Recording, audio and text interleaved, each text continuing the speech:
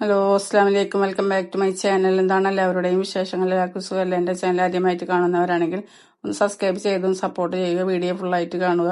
അപ്പം ഒന്ന് വന്നിട്ടുള്ളത് ഓണത്തിന് 2 കറി വെച്ചിട്ടുണ്ട്. അപ്പം അതൊന്ന് കാണിക്കാമെന്ന് വിചാരിച്ചിട്ട് വന്നതാണ്. അപ്പം അതിനായിട്ട് നമ്മൾ അവിയലാണ്. അപ്പം എല്ലാ കഷ്ണങ്ങളും എടുത്തിട്ടുണ്ട്. പച്ചക്കറി, വെള്ളരിക്കയും എല്ലാതും എടുത്തിട്ടുണ്ട്. അവിയല് വെള്ളരിക്കയും കുമ്പളങ്ങയൊന്നും എടുക്കൂലല്ലോ. ഞാൻ വെള്ളരിക്കയും അതുപോലെ തന്നെ ക്യാരറ്റ് അങ്ങനെയുള്ള സാധനങ്ങളൊക്കെ എടുത്തിട്ടുണ്ട്. പിന്നെ മഞ്ഞൾപ്പൊടി ഇട്ട് കൊടുത്തിട്ടുണ്ട്, ഉപ്പിട്ട് കൊടുത്ത് ഒരു സ്വല്പം വെളിച്ചെണ്ണ ഒഴിച്ച് കൊടുത്തിട്ടുണ്ട്. ചേന ഉണ്ടെങ്കിൽ ചൊറിയണേനൊക്കെ നല്ലതാണ് വെളിച്ചെണ്ണ ഒഴിച്ച് കൊടുക്കുന്നത്. പിന്നെ ഒരു സ്വല്പം വെള്ളം ഒഴിച്ചിട്ട് നന്നായിട്ടൊന്ന് മിക്സ് ചെയ്ത് കൊടുക്കുന്നുണ്ട്. എന്നിട്ടൊന്ന് അടച്ചു മൂടി വെച്ച് വേവിച്ചെടുക്കുന്നുണ്ട്. ഒരു 5 മിനിറ്റ് നേരം ഒന്ന് വേവിച്ചെടുത്ത ശേഷം വീണ്ടും ഒന്നും കൂടെ ഇളക്കിയിട്ട് ഒന്ന് വേവിച്ചെടുക്കാം. ഇനി അതെല്ലാം നന്നായിട്ട് വെന്ത് കിട്ടിയിട്ടുണ്ട്. ഇനി അതൊന്ന് ഇളക്കി കൊടുത്ത് അതിലേക്ക് നമുക്ക് തേങ്ങ തയ്യാറാക്കാം. അപ്പോൾ ആ പച്ചക്കറിയൊക്കെ നന്നായിട്ട് വെന്ത് കിട്ടിയിട്ടുണ്ട്. നല്ല ഉടയേണ്ട ആവശ്യമില്ല അവിയലിനായതുകൊണ്ട്. ഇനി അതൊന്ന് മാറ്റി വെക്കാം. ഇനി അതിലേക്ക് തേങ്ങയാണ് എടുത്തിട്ടുള്ളത്. ചിരവി എടുത്തതാണ്. ഒരു തേങ്ങ എടുത്തിട്ടുണ്ട്. 1 കിലോന്റെ മേലുണ്ട് അവിയലിന്റെ കഷ്ണം. അതിലേക്ക് നല്ല ജീരകം എടുത്തിട്ടുണ്ട്, 1 ടീസ്പൂണ്. പിന്നെ 3 പച്ചമുളകാണ് എടുത്തിട്ടുള്ളത്. ഒരു 2-3 ചെറിയ ഉള്ളിയും എടുത്ത് കുറച്ച് മഞ്ഞൾപ്പൊടി ഇട്ട് കൊടുത്തിട്ടുണ്ട്. എന്നിട്ടൊന്ന് മിക്സിയുടെ ജാറിലിട്ടൊന്ന് ചതച്ചെടുക്കാം. അപ്പോൾ എല്ലാതും ചതച്ചെടുക്കുന്നുണ്ട്.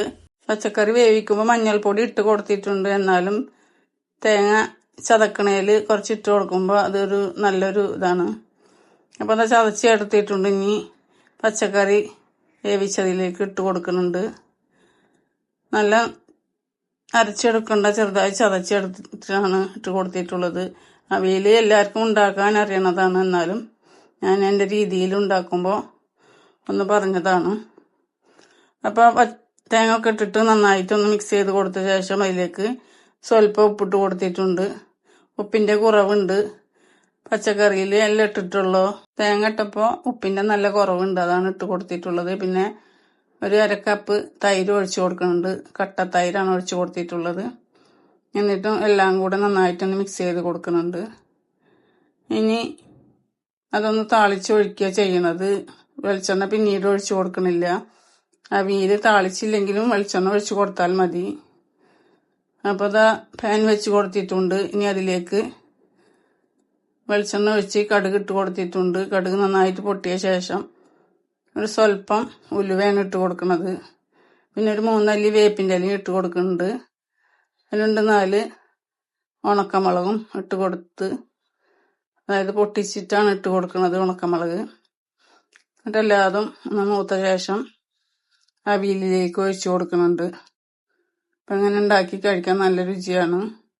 ഞാൻ മുന്നേ ഇതുപോലെ വീഡിയോ ചെയ്തിട്ടുണ്ട്. എന്നാലും ഓണായതുകൊണ്ട് അവിയലുണ്ടാക്കി വീഡിയോ ചെയ്തതാണ്. ഇനി മോര് കറിക്കാണ് ഒരു തേങ്ങ തന്നെ എടുത്തിട്ടുള്ളത്. ഇനി അതിലേക്ക് ചെറിയ ഉള്ളി ഒരു 5 എണ്ണം ഇട്ട് കൊടുത്തിട്ടുണ്ട്. അതിലേക്കും നല്ല ജീരകമാണ് ഇട്ട് കൊടുത്തിട്ടുള്ളത്. പിന്നെ മഞ്ഞൾപ്പൊടി 1 ടീസ്പൂൺ ഇട്ട് കൊടുത്തിട്ടുണ്ട്. എന്നിട്ട് നന്നായിട്ടൊന്ന് മിക്സ് ചെയ്ത് കൊടുക്കാം. ഇനി അത് മിക്സിയുടെ ജാറിലിട്ടിട്ട് 2 പ്രാവശ്യമായിട്ടാണ് ഒന്ന് അരച്ചെടുക്കാൻ ഇടുന്നത്. പാകത്തിന് വെള്ളം ഒഴിച്ച് കൊടുക്കുന്നുണ്ട്. എന്നിട്ട് നന്നായി അരിഞ്ഞ ശേഷം അതിലേക്ക് 1 പാക്കറ്റ് തൈരാണ് ഒഴിച്ച് കൊടുത്തിട്ടുള്ളത്. 2 പ്രാവശ്യമായിട്ട് അരക്കുമ്പോൾ 2 പാക്കറ്റ് തൈരാണ് ഒഴിച്ച് കൊടുക്കുന്നത്. അപ്പോൾ അതൊരു ട്രിപ്പ് അരച്ച് റെഡിയാക്കി വെച്ചിട്ടുണ്ട്.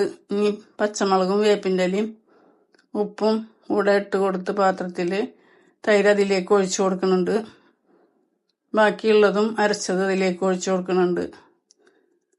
തൈരിൻ്റെ ബാക്കിയുള്ളത് മിക്സിയുടെ ജാറിലിട്ടിട്ട് അടിച്ചിട്ട് വീണ്ടും അതിലേക്ക് ഒഴിച്ച് കൊടുത്തിട്ട് നന്നായിട്ടൊന്ന് തിരുമ്പി ചേർക്കുന്നുണ്ട്.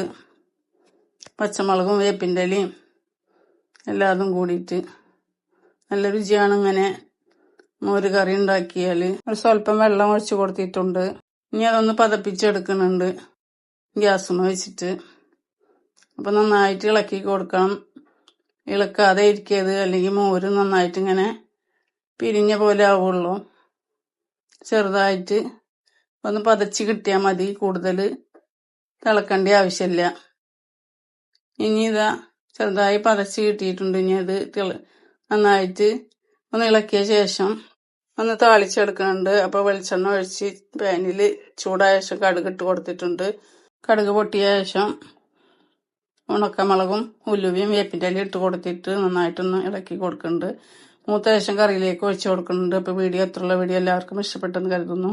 വീഡിയോ ഇഷ്ടപ്പെട്ടാൽ ലൈക്ക് ചെയ്യാനും ഷെയർ ചെയ്യാനും സബ്സ്ക്രൈബ് ചെയ്യാനും കമൻറ്റ് ചെയ്യാനും മറക്കരുത്. മറ്റൊരു വീഡിയോയുമായിട്ട് വരാം.